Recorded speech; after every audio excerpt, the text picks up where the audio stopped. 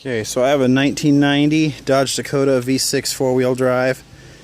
I just replaced the starter on it, thinking maybe it wasn't disengaging for the flywheel all the way. Maybe that was causing my noise.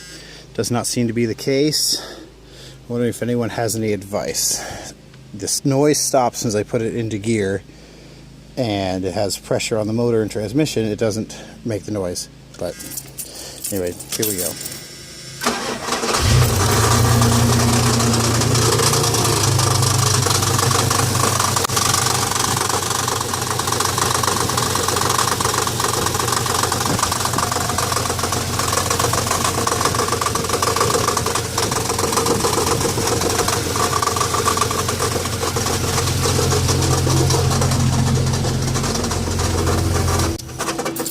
Anyway, there it is. Can't even quite tell if it's coming from the front or the back of the motor. No other mechanical problems known, just this started up one day and it's been kind of persisting ever since. So any advice is more than welcome.